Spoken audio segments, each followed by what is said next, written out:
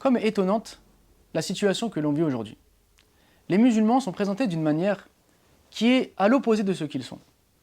Toute personne qui a pu voyager dans le monde musulman, qui a pu côtoyer des musulmans, a pu découvrir qui sont réellement les musulmans et quel est réellement le message de l'islam. Malheureusement, si on s'en tient à ce que disent les médias, à ce que disent les journaux, à ce que disent certains politiques, alors on va avoir peur de l'islam, on va avoir peur des musulmans.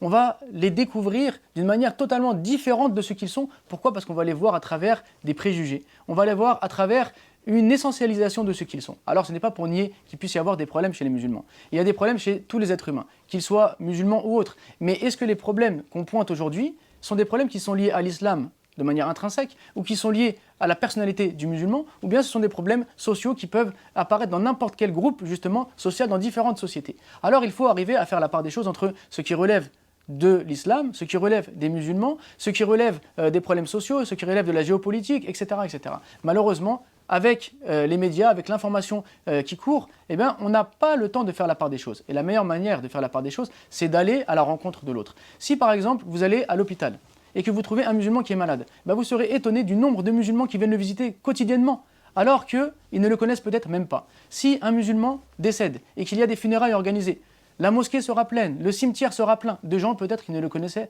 même pas. Si un musulman est dans la difficulté, ou même une personne autre qui n'est même pas musulmane est dans la difficulté, qu'un appel au don est donné, les musulmans, tout de suite généreux, viendront participer pour l'aider. Donc on a en fait une communauté qui est vivante, une communauté qui est bienveillante, une communauté qui court vers le bien. Et ça, toute personne qui va côtoyer des musulmans pourra en témoigner. Combien de personnes, intellectuelles ou non, qui ont voyagé dans le monde musulman, ont décrit les musulmans comme étant hospitaliers, comme étant bons, comme étant généreux. Mais tout ça n'est autre que l'héritage de l'islam.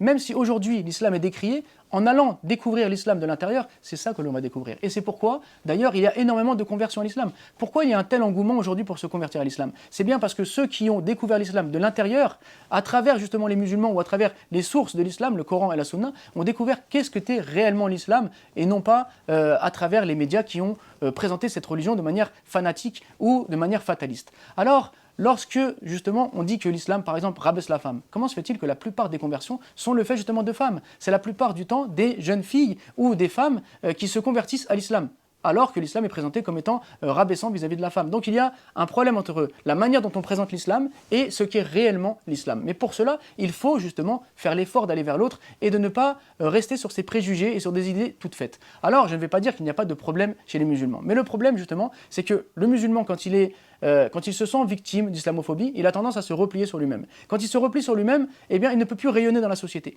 Et donc, l'objectif social, on va dire toute la dynamique sociale que l'islam propose, est alors coupée et rendue à néant. Et donc, on ne voit plus ce rayonnement dans la société des musulmans. Donc, il ne faut pas que le musulman tombe dans ce piège. Le musulman doit aller vers l'autre, doit toujours chercher à faire le bien, doit toujours chercher à participer à la vie de la société, à apporter un plus et à être un élément moteur dans la société. Et non pas quelqu'un justement qui est négatif, qui apporte du mal dans la société, ou bien quelqu'un qui est en repli et qui n'ose pas s'investir. Non, le musulman ne doit pas tomber dans le piège de la victimisation. Le musulman ne doit pas se laisser prendre en disant « oui, mais tout le monde nous déteste », voir l'islamophobie partout, au point que justement, eh bien, il se met dans son coin et il n'agit plus. Non, il faut dépasser ça, il faut aller vers l'autre afin justement que l'on puisse découvrir qu'est-ce que l'islam réellement dans la pratique, dans notre pratique quotidienne, afin que les gens qui ont un bon cœur, les gens qui cherchent le bien, les gens qui ne veulent pas se laisser influencer par des grands médias, puissent avoir au contact des musulmans une idée réelle de qu'est-ce que c'est que l'islam et qu'est-ce que c'est les musulmans. Parce que si on parle de vivre ensemble, le vivre ensemble, ce n'est pas juste un slogan. Le vivre ensemble doit être une réalité. Et cette réalité, pour qu'elle soit réelle, il faut que chacun fasse un effort. Sinon, c'est trop facile de dire lui il est méchant, lui il est bien, et l'histoire est finie comme ça, et on en arrête là. Mais ça n'amènera jamais de vivre ensemble,